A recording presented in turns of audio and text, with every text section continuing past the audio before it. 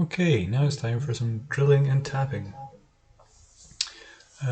We still have our center coordinate, we have our little pocket, so it's time to drill and tap two holes. These holes will be M10, so the drill size is an 8.5 drill, and they will be 20 millimeters apart based around the center, so plus and minus 10 on the x-axis. As you can see, I'm at plus 10 at the moment and 0 on the y, so that's perfect starting position. I'm going to start with the center drill. So I flick the machine on, and I need to make a small dab in the component. This small dab serves to stop the tapping drill from moving around too much. So take the brake off and away we go. There we go, just a wee dab. I'll now move over to minus 10 on the X.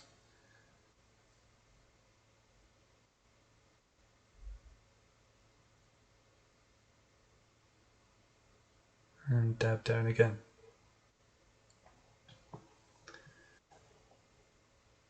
So, now that the center drilling is done, we have to swap it for a tapping drill.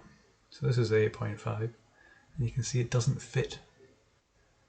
There isn't enough space for it on the end of a chuck to go into the holder at that height. So to remedy that, we just swap the chuck for a collet.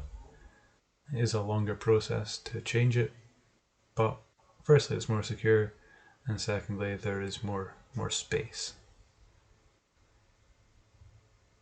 So that's that set up, and we're going to commence drilling. Again, you want minimum extension on the spindle, so wind the table as close as you can to start.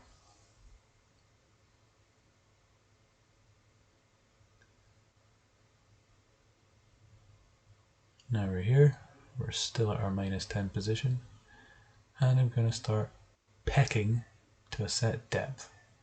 Set depth is indicated on this indicator in front of the spindle there,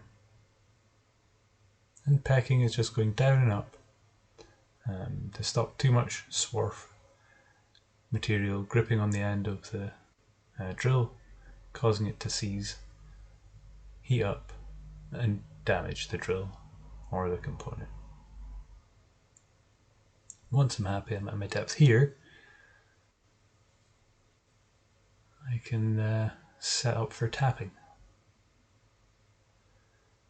Now we're back to our chuck, our hand chuck, and I'm going to use my taps. Now because the holes are blind holes, i.e. not all the way through the component, I'm going to have to make use of all three taps. My first, my intermediate and my plug tap. The first tap, as you can see, has got taper for much longer. That allows you to begin the tap, begin the thread. That's the first one we use, so I'll insert that in like so. Tighten it up.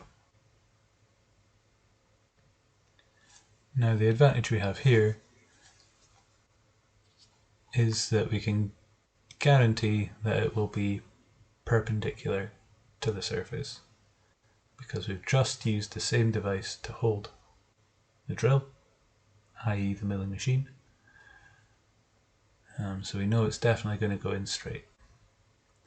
That's a little bit of lubrication because that eases things along during this process, and I'm just going to by hand turn it like so. If you take it out of gear, it's much easier to spin. So this is now no longer attached to the drive, you're not turning, resisting the motor. So I just wind my way in until I'm happy that thread has begun to form. And you'll notice that with my spare hand, my left hand in this case, there's no pressure on the quill feed there. It's simply just taking up the strain. And as I wind back, it's winding up of its own accord. Now that I've got the taps started, I'm going to use a tapping wrench to finish them. So back in we go with the tapered tap. Be happy that it is going in vertically first. So wind it down a few threads just to make sure. There we go. And this is, at the moment, not a fully formed thread, hence the need for using all three. I'm going to remove this chuck just in case it gets in the way. And it's winding one full turn and backing off. Winding one full turn, backing off. This breaks the chippings, again stops too much swarf building up inside a blind hole.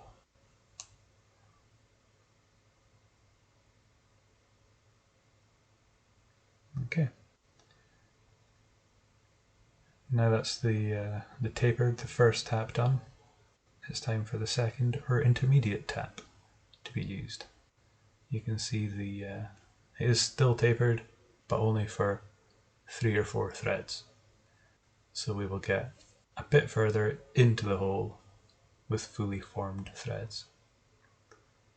So as we can wind it into position using our same process of forward one, back for a quarter turn, forward one, back for a quarter turn, etc. And now it's time to move to the plug tap or bottoming tap, the third in the set.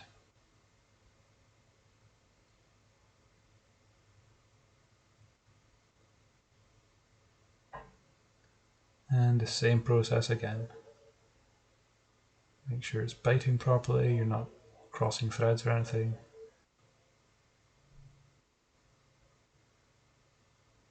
And all the way down to the bottom. And that's how you would drill, tap a blind hole using a milling machine, safe in the knowledge that these threads are perpendicular to the surface, dead square and dead straight. And that's the 3 taps there. Better view number 1, number 2 and number 3. So we'll now zoom in and see if we can see the fully formed thread in there. Don't know why I'm lifting the camera up, I could have just used the zoom function. There we go, fully formed threads to a depth.